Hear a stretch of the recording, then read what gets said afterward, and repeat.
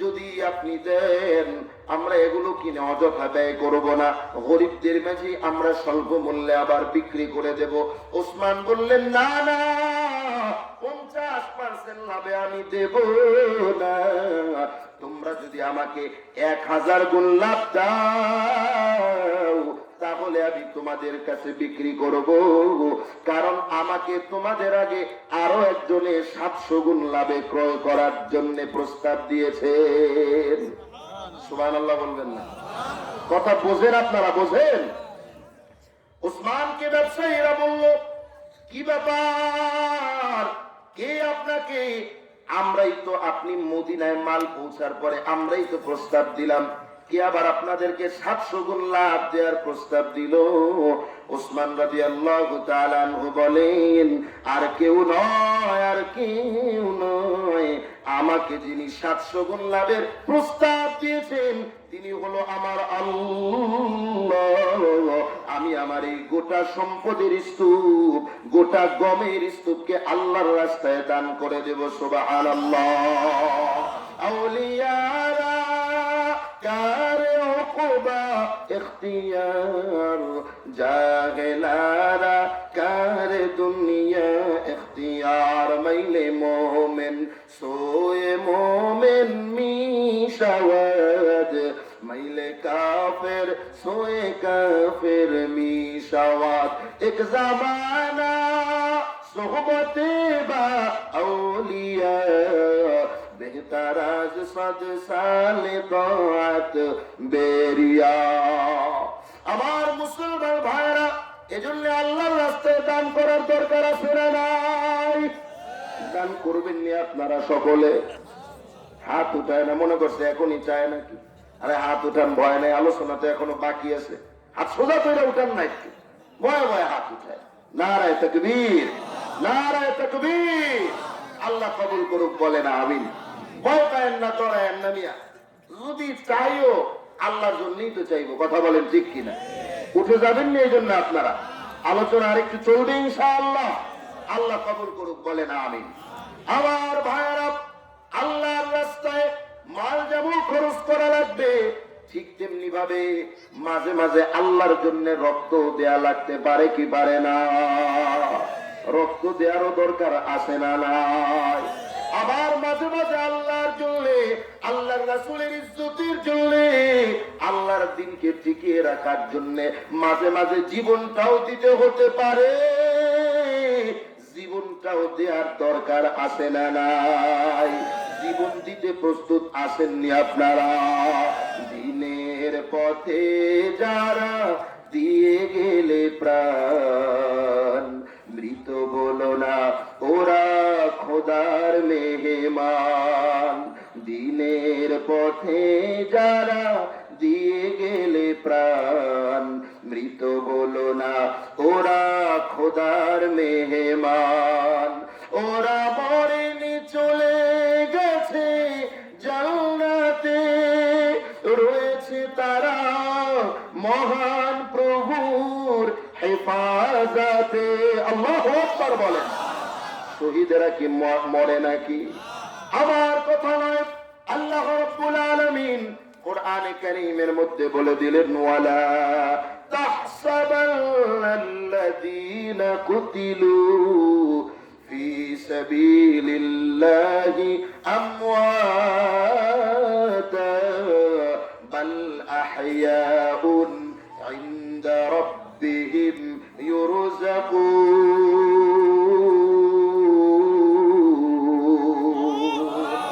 আল্লাহ রাব্বুল আলামিন বলে দিলেন, ইমানদার ও দুনিয়ার আমার বান্দারা, তুমি এই ধারণা করো না আল্লাহর রাস্তায় যারা জীবন দেয় তারা মৃত, না না, বরং তারা হলো জীবিত। কবরের মধ্যে তাদের জন্য সুন্দর উত্তম রিজিকের ব্যবস্থা করা হয়। সুবহানাল্লাহ। এজন্য আল্লাহর রাস্তায় জীবন দিতে রাজি আছেন তো ইনশাআল্লাহ? নাকি ভয় পাচ্ছেন আপনারা? হুজুরে আলোচনা কোন দিক থেকে কোন দিকে নেয়? আমি কোরআন আর হাদিসের বাইরে কোনো কথা বলতেছি? আরো জোরে বলেন, বলি। আল্লাহ কোরআন আর হাদিস থেকেই কথা হবে। রাজি আছেন ইনশাআল্লাহ? আল্লাহ কবুল করুক, বলেন আমিন। এবার আসেন, সময় আসলে সংক্ষিপ্ত, আমরা দ্বিতীয় গুণে চলে যাই, আর বেশি লম্বা করা যাচ্ছে না। 2 নম্বরে আল্লাহ রাব্বুল আলামিন বলেন ওয়াল কাযিমিনাল গায়জ। আল্লাহ রাব্বুল আলামিন বলেন দ্বিতীয় নম্বরে মুত্তাকি বান্দাদের যে সিফত, যে গুণ অর্জন করা লাগবে মুত্তাকি হওয়ার জন্য, সেগুণ আর কিছু নয়, আর কিছু নয়, সেটা হলো বান্দা তার রাগটাকে দমন করে রাখবে। সুবহানাল্লাহ। বলেন হুজুর আর কিছু পাইলেন না? রাগ দমনের কথা বলতেছেন? হ্যাঁ ভাই, কারণ এই রাগ এমন এক খারাপ, তিরমিজি শরীফের মধ্যে আল্লাহর রাসূল বলেন রাগ হলো আদম সন্তানের জন্য উত্তপ্ত একটা কয়লা। কারণ এই রাগের কারণে মানুষের পরিবার নষ্ট হয়ে যায়, মানুষের জীবন ধ্বংস হয়ে যায়। এই রাগের কারণে মায়ের সাথে সম্পর্ক নষ্ট হয়, ভাইয়ের সাথে সম্পর্ক নষ্ট হয়, একেবারে আপন বন্ধু চিরতরে দুশ্মন হয়ে যায়, ঠিক কিনা?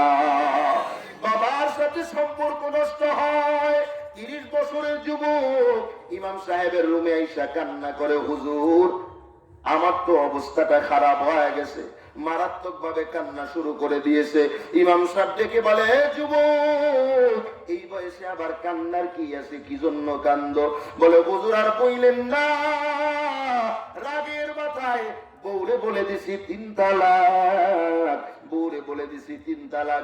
এখন সবাই বলে আমার বউ নাকি তালাক হয়ে গেছে। হুজুর বলে ঠিকই তো বলছে, তালাক তো হয়েই গেছে।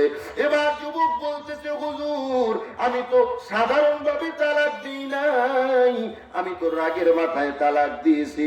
হুজুর বলে, যুবক তালাক তো মানুষের বউয়ের সাথে মজা করতে করতে দেয় না, তালাক তো হাসি তামাশা করতে করতে দেয় না, বরং রাগ হইয়াই মানুষ তালাক দেয়, ঠিক কিনা? এজন্য যুবক ভাইরা সাবধান, সতর্ক হয়ে যাও। বিবির সাথে রাগারাগি করবা ভালো কথা, কিন্তু এই শব্দটা উচ্চারণ করবা না, ঠিক কিনা? খুব চিন্তা ভাবনা করে উচ্চারণ করা লাগবে এই শব্দ, কারণ একবার যদি বলে দাও 3 তালাক, একেবারে অবস্থা খারাপ হয়ে যাবে। শেষের রাতের পর রাত সে ওই বউয়ের কথা স্মৃতি মনে পড়ে কান্না করা লাগবে কি লাগবে না? এজন্য সাবধান হয়ে যাও, বউর সাথে সম্পর্ক নষ্ট কইরা যাতে আর কান্না করা না লাগে। এখন থেকেই রাগ দমন করার গুণ মুত্তাকি বান্দার গুণ অর্জন করে নাও। আর এই রাগ দমনকারীর জন্য আমার রাসূল সুন্দর সুসংবাদ প্রদান করেছেন, শুনবেননি আপনারা? যুবক তোমার জন্য সুসংবাদ, আল্লাহর রাসূল বলেন মান কাযাবা গায়যান ওয়া হুয়া কাদিরুন আলা আন ইউনফিযাহু دعاه الله عز وجل على رؤوس الخلائق يوم القيامة حتى يخيره الله من الحور ما شاء। আল্লাহর রাসূল বলেন কোন যুবক, কোন আমার উম্মত যদি রাগটাকে এমন সময় দমন করতে পারে যেই সময়ে তার রাগ প্রকাশ করার ক্ষমতা আছে, এর মানে কি? রাগ উঠছে চেয়ারম্যান সাহেবের উপর, রাগ উঠছে মেম্বার সাহেবের উপর, এমপি সাহেবের উপর, চেয়ারম্যান সাহেবের উপর রাগ প্রকাশ করার ক্ষমতা আসেনি? বোঝেন নাই? চেয়ারম্যান সাহেবের 2টা ঘুষি দিতে পারবেন নাকি? ঘুষি দেওয়া তো দূরের কথা, পেছনে পেছনে কত খালি, কিন্তু যাইয়া একটা কটু কথা বলার সাহস নাই। এই অবস্থায় বললা সারা পিছনে পিছনে গাইল্লা কতক্ষণ, তারপরে বললা আমার রাগ দমন করে ফেলাইলাম, এইটার কথা বলে নাই। বরং রাগ উঠছে রিক্সাওয়ালার উপর, রাগ উঠেছে ঠেলাওয়ালার উপর, রাগ উঠেছে সাধারণ একজন কৃষকের উপর, একজন কর্মচারীর উপর। রিক্সাওয়ালা 5টা টাকা ভাড়া বেশি চাইছে, এই জন্য বেচারার উপরে খুব চটে গেছে। যুবক মানুষ, মাথাটা বড় গরম, রিক্সাওয়ালাকে চড় লাগায় দিছে, আসে না না? ওই রিক্সাওয়ালা যদিও তোমাকে কিছু বলতে পারে নাই, রিক্সাওয়ালা যদিও তোমাকে কিছু বলে উঠতে পারে নাই, কিন্তু রিকশাওয়ালার মনের কষ্ট যদি আল্লাহর দরবারে পৌঁছে যায়, মনে রেখো যুবক, রিকশাওয়ালা যদি তোমাকে ক্ষমা না দেয়, ওই ঠেলাওয়ালার কৃষক যদি তোমাকে ক্ষমা না করে, আল্লাহর দরবারে ক্ষমা পাওয়ার আশা করা যায় না, ঠিক কিনা? আমার মুসলমান ভারত, এজন্য আল্লাহর রাসূল বললেন, যে সময়ে রাগ দমন করার, রাগ প্রকাশ করার ক্ষমতা আছে, এমন সময় যদি কেউ রাগটাকে দমন করে ফেলতে পারে, এমন সময় যদি নিজেকে কন্ট্রোল করে নিতে পারে, আল্লাহর রাসূল বলেন ওই যুবকের জন্য সুসংবাদ, কিয়ামতের ময়দান যেদিন কায়েম হয়ে যাবে, বড় কঠিন ময়দান। একটা নেকির জন্য বাবা সন্তানের পেছনে দৌড়ায়, সন্তান মায়ের পেছনে দৌড়ায়, কেউ কাউকে নেকি দেয় না। ওই দিন আল্লাহ পাক রব্বুল আলামিন এই রাগ দমনকারী বান্দাকে সম্মানের ডাকে ডাক দিবেন, বান্দা আয়, ও বান্দা আমার কাছে আয়। ওই যে দেখ জান্নাতের সুন্দর সুন্দর রমণী গুলো রাইখা দিছি, জান্নাতের সুন্দরী হুর গুলো রেখে দিয়েছি, এই হুরের মধ্যে যেই হুর তোর পছন্দ হয়, তাকে নিয়ে তুই আমি আল্লাহ তৈরি জান্নাতের মধ্যে চলে যা। জান্নাতে চাইতে চাননি যুবক ভাইরা আমার? জান্নাতের হুর রমণী পাইতে চাননি? তাহলে দুনিয়ার নারীর পেছনে ঘুরলে পাওয়া যাইবনি। আমার মুসলমান ভাইরা, এজন্য সাবধান, রাগটাকে সতর্ক করে নাও, রাগ থেকে সাবধান হয়ে যাও। আল্লাহর রাসূল সাল্লাল্লাহু আলাইহি ওয়াসাল্লাম সাহাবীদেরকে জিজ্ঞেস করলেন, ও সাহাবীরা বলো তো দেখি প্রকৃত বীরকে, প্রকৃত বীর বাহাদুরকে? সাহাবীরা বলল, যে কুস্তিতে অন্যকে হারায় দিতে পারে সেই তো হলো প্রকৃত বীর। আল্লাহর রাসূল সাল্লাল্লাহু আলাইহি ওয়াসাল্লাম বললেন, না, সে তো আসলে বীর বাহাদুর না, বরং প্রকৃত বীর হলো ওই ব্যক্তি যে রাগের সময় নিজের রাগটাকে কন্ট্রোল করতে পারে। আমার মুসলমান ভাইরা, হযরত আলী রাদিয়াল্লাহু তাআলা আনহু নাম শুনছেন নি আপনারা? নবী করিম সাল্লাল্লাহু আলাইহি সাল্লামের আরেক জামাই হযরত আলী যুদ্ধের ময়দান এক সেনাকে ধরাশয়ী করে ফেলেছেন, এখনই শরীর থেকে কল্লাটা আলাদা করে দেবে, মনে করেন বুকের মধ্যে হাঁটু রেখে দিয়েছে, এখনই একেবারে জবে কতল করে ফেলবে। এমন সময় ওই বেঈমান, ওই কাফের সেনা আলী রাদিয়াল্লাহু তাআলা আনহুর মুখের মধ্যে থুতু নিক্ষেপ করে দিয়েছে। হযরতে আলী সাথে সাথে তাকে ছেড়ে দিলেন, আর মারলেন না। যুদ্ধ শেষ হয়ে গেল। এবার ওই কাফের সেনা আলীকে বললেন, আলী কি ব্যাপার, কি ব্যাপার বুঝলাম না, আপনি আমাকে হত্যা করে ফেলতেই পারতেন, একেবারে ধরাশয়ী করে ফেলেছেন, এমন সময় আমাকে আবার ছেড়ে দিলেন, কারণটা কি? আল্লাহর নবীর সাহাবী হযরতে আলী রাদিয়াল্লাহু তাআলা আনহু বললেন, তোমার সাথে আমি যুদ্ধে লিপ্ত হয়েছি কার জন্য? আর জোরে বলেন, কার জন্য?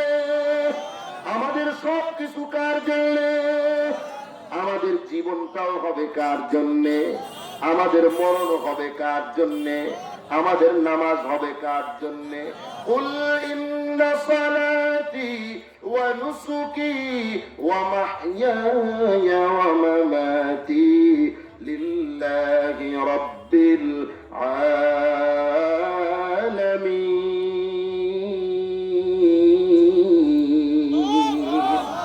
আমার জীবন, আমার মরণ, আমার নামাজ, আমার কুরবানি, আমার সবকিছুই হবে একমাত্র আল্লাহর জন্য। আলী বললেন, এ সেনা শুনে রাখো, আমি তোমার সাথে যুদ্ধে লিপ্ত হয়েছি আল্লাহর জন্য, তোমাকে হত্যা করেই ফেলতাম, কিন্তু যখন তুমি আমার মুখের মধ্যে থুতু নিক্ষেপ করেছো, তখন আর রাগটা আল্লাহর জন্য ছিল না, তখন আমার ব্যক্তিগত রাগ তোমার উপর উঠে গেছে। আপনি আমি যদি হইতাম মারামারির সময়, যদি আপনার আমার গালে কেউ থুতু নিক্ষেপ করতো, আপনি আমি মাইরের পরেও আরো দুইটা দিতাম, কথা বলেন ঠিক কিনা? আলী বলেন, আমার ব্যক্তিগত রাগ তোমার উপর উঠে গেছে। যদি আমি ওই সময় তোমাকে মারতাম, আল্লাহ রাব্বুল আলামিনের কাছে আমি আসামি হয়ে যাইতাম। কিয়ামতের ময়দানে আমার আসামির কাঠগড়ায় দাঁড় হওয়া লাগতো। আল্লাহ বলতেন, ও আলী, তুমি তো আমার জন্য তাকে মারো নাই, তোমার ব্যক্তিগত রাগ হয়েছিল এই জন্য মারছো। আল্লাহর কাছে যাতে আমার জবাবদিহি করতে না হয়, এই জন্য আমি তোমাকে মারি নাই, আমি বরং তোমাকে ছেড়ে দিয়েছি। কিন্তু আবার যদি কখনো আল্লাহর জন্য যুদ্ধ হয়, তুমি যদি সামনে পড়ো, দেখবা তোমাকে বাঁচায় রাখি না শেষ করে দে। আল্লাহু আকবার বলবেন না? আরেকটু জোরে বলবেন না আল্লাহু আকবার? আমার মুসলমান ভাইরা, এজন্য রাগ দমন করার দরকার আছে না নাই? রাগ দমন করার জন্য আল্লাহর রাসূল কিছু টিপস, কিছু উপদেশও দিয়েছেন। আল্লাহর রাসূল বললেন, রাগ যেহেতু শয়তানের পক্ষ থেকে আসে, এজন্য যখন রাগ বেশি হয়ে যায় তখন বান্দা পড়ে নিবে আউযু বিল্লাহি মিনাশ শাইতানির রাজীম। আবার রাসূল বললেন, বান্দার দাঁড়িয়ে যদি রাগ হয়, বসে পড়ো, বসলেও যদি রাগ না যায় তখন শুয়ে পড়ো। আবার আল্লাহর রাসূল বললেন, রাগ যেহেতু শয়তান থেকে আসে, আর শয়তানকে কিসের দ্বারা তৈরি করা হয়েছে? আরো করে বলেন, কিসের দ্বারা? খালাকতানি মিন নারি ওয়া খালাকতাহু মিন তিন। আল্লাহ পাক বলেন, ইবলিস আল্লাহর কাছে যুক্তি দেয়, আল্লাহ আমারে বানাইছেন আগুন দিয়া, আর আদমরে বানাইছেন মাটি দিয়া, সুতরাং আগুন খালি উপরে যায় আর মাটি তো নিচের দিকে থাকে, আমি আদমকে কেমনে সেজদা দেই? নাউযুবিল্লাহ। শয়তানকে বানানো হয়েছে আগুনের মাধ্যমে। এজন্য আল্লাহর রাসূল বললেন, আগুন যেহেতু পানি দ্বারা নিভানো যায় না, সুতরাং রাগ যখন বেশি হয়ে যায় তখন ওযু করতে শুরু করে দাও। রাগ কমায় দিবেন কে? আরো জোরে বলেন, কে কমাবেন? আল্লাহ রাগ কমিয়ে দিবেন। এজন্য বান্দা মুত্তাকি, বান্দাদের গুণ অর্জন করো, রাগকে দমন করার স্বভাব গড়ে তোলো। গুণ গেল কয়টা? সবাই বলে না কয়টা? এক নম্বরে কি দেখছেন? এতক্ষণ ওয়াজ করলাম, কিছু মনে নাই। এই ওয়াজ শুনে লাভ আসেনি, কোনো কান সুখ করে কোনো লাভ নাই। ওয়াজ শুনবেন দাওয়াতের নিয়তে, আমলের নিয়তে।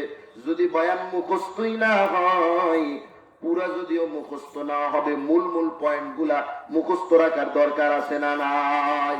চায়ের দোকানে বৈশা নির্বাচনী আড্ডা না দিয়া এই কথাগুলো শোনাবেন, আবার নিজে আমল আনবেন। এক নাম্বার বললাম, আল্লাহর রাস্তায় আল্লাহর জন্য খরচ করা লাগবে, সুখে দুঃখে সব সময়। দুই নাম্বারে বললাম কি করা লাগবে? কথা বলে না, কি করা লাগবে? রাগকে দমন করা লাগবে। এবার আসেন তিন নাম্বার গুণের ভেতরে আমরা ঢুকে যাই। আল্লাহ পাক রব্বুল আলামিন তৃতীয় নাম্বারে মুত্তাকি বান্দাদের জি, তৃতীয় নাম্বারে আল্লাহ পাক রব্বুল আলামিন যে গুণের কথা বললেন, ওয়াল্লাফিনা আনিন নাস ওয়াল্লাহু ইউহিব্বুল মুহসিনিন।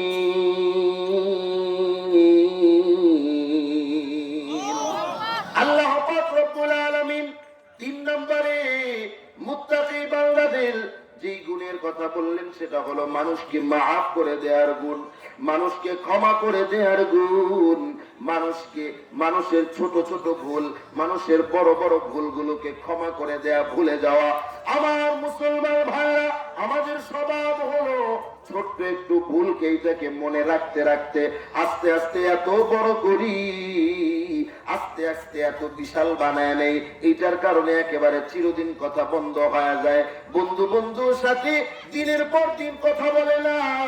না না, আল্লাহর রাসূল আল্লাহ পাক যেই শিক্ষা দিয়েছেন ক্ষমা করে দেওয়ার গুণ, এটা হলো আল্লাহর গুণ। শয়তান বলে, আল্লাহ আমি আপনার বান্দাদেরকে ধোঁকা দিতেই থাকবো। আল্লাহ বলেন, এ শয়তান, তোরা আমার বান্দাকে কত তুই ধোঁকা দিবি? আমার বান্দা যতবার তাওবা করবে আমি আল্লাহ বান্দাকে মাফ করতেই থাকবো। ক্ষমার শিক্ষা দিয়েছেন আপনার আমার পয়গম্বর, বিশ্ব মানবতার মুক্তির দূত, বিশ্ব মানবতার মুক্তির কান্ডারি মুহাম্মদুর রাসূলুল্লাহ সাল্লাল্লাহু আলাইহি ওয়াসাল্লাম বাস্তব জীবনে ক্ষমার উদাহরণ পেশ করলেন। মক্কা বিজয়ের সময় মাফ করলেন, আবার তায়েফের ময়দানে গিয়েও মাফ করলেন। তায়েফের ঘটনা আপনারা জানেন। আমার রাসূল গেলেন ভালো কথা বলার জন্য, তাওহীদের দাওয়াত দেওয়ার জন্য। আল্লাহর রাসূল কথাগুলো বললেন, নেতারা তো শুনলো না, কেউ আমার নবীজির কথা শুনলো না, বরং আমার নবীজির পেছনে দুষ্ট ছেলেদেরকে লেলিয়ে দিল। পাথরের আঘাত, পাথর নিক্ষেপ করতে করতে এমন অবস্থা হয়ে গেল, আমার রাসূলের শরীর থেকে রক্ত বের হইয়া একেবারে রক্ত প্রবাহিত হইতে হইতে পায়ের মধ্যে রক্তগুলো জমাট বেঁধে গেল। আমার রাসূল কান্না করতে করতে একেবারে পাহাড়ের কিনারে এসে বসে যায়। আল্লাহর রাসূল একেবারে নিরাশ হয়ে বসে গেলেন। একেবারে পাহাড়ের ফেরেশতারা এসে বলতেছে, ইয়া রাসূলুল্লাহ, ইয়া হাবিবাল্লাহ, আর সহ্য হয় না, আল্লাহ আমাদেরকে পাঠিয়ে দিয়েছেন, আপনি যদি অনুমতি দেন, আপনি যদি একবার অর্ডার করেন, আমরা এখনই তায়েফের দুই পাশ থেকে পাহাড়গুলোকে এমন জোরে চাপ দেব, তায়েফবাসীরা একেবারে ধূলিসাৎ হয়ে যাবে, ধ্বংস হয়ে যাবে। আমার নবী কি বলে, ও মুসলমান যুবক, আমার সেই নবীকে চিনো নাই? আমার রাসূল বলে, না না, আমার কথাগুলো তারা আজকে বুঝে নাই। আজকে যদিও তারা বুঝতে পারে নাই, কিন্তু আমি নবীর বিশ্বাস, আমি নবী আশা রাখি আমার এই গুনাহগার উম্মত গুলো, এদের পরবর্তী বংশধরেরা হয়তো ঈমানের কালিমা পড়ে মুসলমান হয়ে যাবে। আপনার আমার পয়গম্বর জান্নাতুল বাকির সামনে দাঁড়ানো, এমন সময়ে হযরত ওমর ছিলেন পাশে দাঁড়ানো। এমন সময়ে পেছন থেকে এক ইহুদি আইসা চাদরের মধ্যে টান মেরে দিয়েছে, এমন জোরে টান দিয়েছে, হাদিসের মধ্যে আসছে আল্লাহর রাসূলের গলার এখান থেকে ছিলে গেছে। রাসূল পাক সাল্লাল্লাহু আলাইহি ওয়াসাল্লামের পাশে ওমর ফারুক রাদিয়াল্লাহু তাআলা আনহু, ওমরের বুকের মধ্যে এমন ভাবে রক্ত আনাগোনা শুরু হয়ে গেল। আমার মুসলমান ভাইরা, এখন এই বেঈমানকে হত্যা করে ফেলবে। আল্লাহর রাসূল সাথে সাথে ঘুরে গেলেন। আল্লাহর রাসূল কিছু বললেন না তো বললেনই না, বরং ওই ইহুদি আলেম, ইহুদি পাদ্রীকে বললেন, কি ব্যাপার ভাই, কেন এমন করলা? এবার ওই ইহুদি বলতেছে, তোমার কাছ থেকে আমি টাকা পাই, তোমার কাছে আমি অনেক দিন আগে আমার কাছ থেকে টাকা ধার নিয়েছিলাম। আসলে রাসূল টাকা ধার নিয়েছিলেন, কিন্তু এখনো পর্যন্ত দেয়ার তারিখ হয় নাই। মনে করেন দেয়ার তারিখ এখনো পর্যন্ত 8 দিন বাকি। এমন সময় ওই ইহুদি আল্লাহর রাসূলের সাথে এমন ব্যবহার শুরু করে দিল, এমন অবস্থা করলো। আবার ইহুদি বলতেছে, আপনার অবস্থা দেখে যা মনে হয় এখন 8 দিন বাকি মাত্র টাকা দেয়ার, মনে হয় আপনি টাকা দিতে পারবেন না, কারণ আপনাদের হাশিমি গোত্রের স্বভাব, আপনারা টাকা নেয়ার সময় মনে থাকে, দেয়ার সময় মনে থাকে না।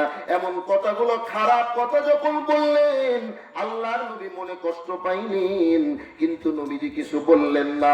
ওমরে ফারুক গরম হয়ে গেলেন, বলে, ও ইহুদি, তুমি টাকা পাইবা, এখনো দেয়ার সময় 8 দিন বাকি, তোমার যদি কিছু বলতে হয় 8 দিন পরে আইসা বলবা, এখন কেন আমার নবীর সাথে খারাপ আচরণ করতেছো?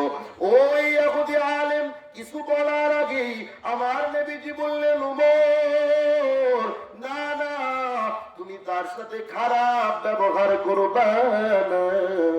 আমাদের যুগের মতো নেতা যদি হইতো, বললো এখনো ধরস না, তাড়াতাড়ি ধইরা মার। কথা বলেন ঠিক কিনা? আল্লাহ রাসূল এই কথা বলা তো দূরের কথা, ওমর ফারুক রাদিয়াল্লাহু তাআলা আনহুকে বললেন, না না, সাবধান, তার গায়ে কোনো আঘাত করবা না, তাকে কিছু বলবা না, সে তো আমার কাছে পাওনাদার। আমার মুসলমান ভাইরা ওমরকে আরো বলে দিলেন, তোমার যদি সামর্থ্য হয়, তোমার যদি সামর্থ্য থাকে, শক্তি থাকে, তুমি আমার পক্ষ থেকে তার পাওনাগুলো আদায় করে দাও। ওমরকে মনে হয় যেন আর জরিমানা লাগায় দিলেন। ইয়াহুদি পাদ্রী যখন অবস্থা দেখলেন আর সহ্য করতে পারলেন না, সাথে সাথে নবীকে জড়ায় ধরে বললেন, ও পয়গম্বর, আপনার থেকে আমি টাকা নিতে আসি নাই, আপনার থেকে আমি পাওনা নিতে আসি নাই, আমি তো তাওরাতের আলেম, তাওরাতের মধ্যে আপনি যে বিশ্ব নবী, সমস্ত দলিল আমি পেয়েছি, কিন্তু আমি এটাও পেয়েছি সমস্ত নবীদেরকে যেই ধৈর্য দেয়া হয়েছে, আপনি নবীকে তেমনই ধৈর্য দেয়া হয়েছে। আমার একটু পরীক্ষা করার মন চাইছিল, আমার একটু দেখার মন চেয়েছিল আপনার মধ্যে কি পরিমাণে ধৈর্য আছে, কি পরিমাণে মাফ করার গুণ আছে, কি পরিমাণে রাগ দমন করার গুণ আছে। আমি দেখলাম সত্যি কোনো সন্দেহ নাই, গোটা নবীদের মধ্যে যে ধৈর্য দেওয়া হয়েছে, আপনি নবীর মধ্যে সবার ধৈর্য মিলে দেওয়া হয়েছে। আর দেরি করবেন না, এখনই শুধু আমাকে নয়, আমার গোষ্ঠী সহ আপনি পড়ায় দেন, আশহাদু আল্লা ইলাহা ইল্লাল্লাহু মুহাম্মাদুর রাসূলুল্লাহ সাল্লাল্লাহু আলাইহি ওয়াসাল্লাম। সুতরাং মুত্তাকি হওয়ার গুণগুলো অর্জন করার দরকার আছে না নাই? কে কে রাজি আছে? দুই হাত উঁচু করে আল্লাহকে দেখাই। আল্লাহ সকলের নিয়ত কবুল করুক, বলেন আমিন। যে কথাগুলো বললাম আল্লাহ আমল করার তৌফিক দান করুক। এবার আসেন, কারা কারা আমি আরেকটু কথা বললে উঠে যাবেন? হাত উঠে দেখেন, উঠে যাবে এরা। দেখুন তো কারা কারা উঠে যাবে, হাত উঠেছে, উঠে যাবে এরা। আসলে বোঝে না, আসলে কি করে নাই। প্রধান বক্তা আসবেন, আসার আগে আজকে প্রথমেই যে গুণটা সম্পর্কে আলোচনা করেছি সেটার বাস্তব প্রমাণ আজকে একটু দেখতে চাই। রাজি আছেননি? আপনাদের সামনে এই যে আল্লাহর ঘর মসজিদ, আল্লাহর ঘরের জন্য দিলে আল্লাহর জন্য দেয়া হয় কি হয় না? আল্লাহর ঘরের জন্য দেওয়ার দরকার আছে না নাই? আল্লাহর রাসূল বলেন, মান বানা লিল্লাহি মাসজিদান বানাল্লাহু লাহু বাইতান ফিল জান্নাহ। যারা আল্লাহর জন্য ঘর নির্মাণ করে দেয়, আল্লাহর ঘর যারা আল্লাহর জন্য নির্মাণ করে দেয়, আল্লাহ তাদের জন্য জান্নাতের মধ্যে ঘর বানায় দিবেন। সুবহানাল্লাহ। এই জন্য আল্লাহর ঘরের জন্য কিছু চাইবো, দিতে রাজি আছেন তো ইনশাআল্লাহ? আমার যুবক ভাইরা অনেকে আছেন, বৃদ্ধ বাবাজিরা আছেন, মসজিদে মনে হয় সিমেন্ট, মসজিদের সম্ভবত দেয়াল বা ছাদের কাজটা সেগুলো করা হবে। হ্যাঁ, ছাদ দেওয়া হবে, হ্যাঁ ছাদ হবে, আল্লাহর ঘরের ছাদ নির্মাণ হবে। আপনাদের জন্য আল্লাহ পাক জান্নাতের ছাদও নির্মাণ করে দেবেন। সুবহানাল্লাহ পড়েন আমার ভাইরা। এজন্য আর দেরি নয়, অল্প সময়ের মধ্যে প্রধান বক্তা চলে আসবে। শীতের রাত, তাড়াতাড়ি গিয়া কম্বলের নিচে ঢুকবেন। যাগো বউ আছে হ্যাগো তো আরাম, যাদের বউ নাই একটু হইলেও ব্যারাম। কথা বলেন ঠিক কিনা? সুতরাং কোনো চিন্তা নাই, তাড়াতাড়ি দোয়া কইরা বাড়ি চলে যাবেন। কিন্তু এর আগে আল্লাহর ঘরের জন্য কিছু দিতে হবে। রাজি আছেন ইনশাআল্লাহ? যে সর্বপ্রথমে আমি একজন ভাইকে চাই, এই যে একটা লোক যে উঠবেন আরে চিহ্নিত করে রাখবেন। আপনারা কেউ উঠবেন না, প্রধান বক্তা আসবে। ওয়াজ কি শেষ হয়েছে? আরো জোরে কোন শেষ হয়েছে? এতক্ষণ যেই আলোচনা করছি সেটার বাস্তব প্রমাণ এখন দেখা যাবে। রাজি আছেন তো ইনশাআল্লাহ? একটু ধৈর্য ধারণ করেন। আমার আপনার পয়গম্বর কত ধৈর্য ধরেছেন, আপনারা একটু সহ্য করতে পারবেন না ইনশাআল্লাহ? রাগ করবেন আমার সাথে? আল্লাহ কবুল করুক, বলেন আমিন। সর্বপ্রথমে একটা লোককে আমি দেখবো, আল্লাহর এই ঘরের জন্য ছাদ নির্মাণ হবে, মসজিদ নির্মাণ হবে। সর্বপ্রথম একটা যুবক বা একজন বৃদ্ধ বাবাকে দেখতে চাই, যিনি আল্লাহর ঘরের জন্য 10,000 টাকা দান করবেন। আজকে আমিও প্রাণ খুলে দোয়া করব, আপনাদের প্রধান মেহমান উনিও প্রাণ ভরে দোয়া করবেন। আমার বিশ্বাস আজকের দোয়াকে আল্লাহ ফিরিয়ে দিবেন না ইনশাআল্লাহ। সুতরাং একজন ভাইকে সর্বপ্রথম দেখতে চাই, স্টেজে আছেন, প্যান্ডেলে আছেন কোন ভাই? আমার বিশ্বাস অবশ্যই এরকম লোক একজন না অনেকজন আছেন যারা 10,000 টাকা দিতে পারবেন। আগেই বলেছি আল্লাহর জন্য দান করলে সম্পদ কমে না, বরং সম্পদের মধ্যে বরকত বাড়ায় দেয়। কে? আরো হ্যাঁ, কি নাম? জনাব বিল্লাল মোল্লা সাহেব স্টেজে বসে বয়ান শুনেছেন। আমার ভাই আল্লাহর ঘরের জন্য 10,000 টাকা দান করেছেন। নারায়ে তাকবীর। আমি আসতে নারায়ে তাকবীর কইছি, আপনারাও আসতে কোন নারায়ে তাকবীর। আল্লাহ পাক জনাব বিল্লাল ভাইয়ের দানকে কবুল করুক, বলেন আমিন। মসজিদের সেক্রেটারি সাহেব আল্লাহ পাক জানে মালে বরকত বাড়ায় দিক, বলেন আমিন। দানকারীদের মাতা পিতা সুখে রাখেন আল্লাহ, কবরে নূরের টুপি পরাই দিয়েন আল্লাহ রোজ হাসরে। আরেকটা বড় দান হইছে, তাকবীরটা একটু জোরে দেয়া যাবে ইনশাআল্লাহ? কারা কারা রেডি নাই? ওই দেখছেন, আপনাদের এখানে আমি বুঝছি কিছু কিছু লোক আছে যারা হুশ তারা বয়ান শুনে ঘুমায়, মনে হয় চাদর টাদর মুড়া দিয়া তারপর ঘুমাইতেছে, এত জোরে জোরে চিল্লাই এরপর কানে ঢোকে না। এরকম একদল আছে নাকি? তাদের একটু জায়গায় দেন, লাড়াচাড়া দিয়া দেন। আজাদ মোল্লা ভাই যুবক মানুষ, আজাদ মোল্লা ভাই আল্লাহু আকবার। ইসলামের ক্ষেত্রে এখনো বলে বিয়াও করে নাই। আল্লাহ সুন্দর একটা বউ মিলে দিক, বলেন আমিন। আর জোরে বলেন আমিন। আমার ভাইয়েরা, আজাদ মোল্লা নামের এই যুবকটা 50 বস্তা সিমেন্ট দান করবে। আল্লাহ পাক ভাইয়ের দানকে কবুল করুক, বলেন আমিন। আল্লাহ জানে মালে বরকত বাড়ায় দিক, বলেন আমিন। আল্লাহ 50 কোটি টাকার বরকত সম্পদে বাড়ায় দিক, বলেন আমিন। নারায়ে তাকবীর, নারায়ে তাকবীর। আমাদের মসজিদের সভাপতি সাহেব 25 বস্তা সিমেন্ট আল্লাহ দানকে কবুল করুক, বলেন আমিন। নারায়ে তাকবীর। আপনারা আসতে, আমি তো ক্লান্ত লিগে আসতে, আপনারা আসতে কোন? নারায়ে তাকবীর। আল্লাহ সভাপতি সাহেবের দানকে আল্লাহ কবুল করুক, বলেন আমিন। আল্লাহ পাক জানে মালে বরকত বাড়া দিকে। আব্বা আম্মা আছে? আব্বা আম্মা মারা গেছে, আল্লাহ পাক আব্বা আম্মার কবর গুলোকে জান্নাতের বাগান বানায় দিক, বলেন আমিন। লিটন ভাই 5 মণ রড, এটাও আরেক বিশাল প্রয়োজন। 5 মণ রড দিবে। আল্লাহ পাক ভাইয়ের দানকে কবুল করুক, বলেন আমিন। আল্লাহ জানে মালে বরকত বাড়ায় দিক, বলেন আমিন। নারায়ে তাকবীর। আপনি করে গরম রাখতে কত কষ্ট যে হয় আমার ভাইয়েরা, দিবেন না তাকবীরও দিবেন না, দুটোটাই করতে হবে। আজাদ ভাই আব্বা আছে? আব্বা মারা গেছে। মা আছে? মা আছে। আল্লাহ পাক মায়ের হায়াতকে বাড়ায় দিক, বলেন আমিন। আল্লাহ আব্বার কবরটাকে জান্নাতের বাগান বানায় দিক।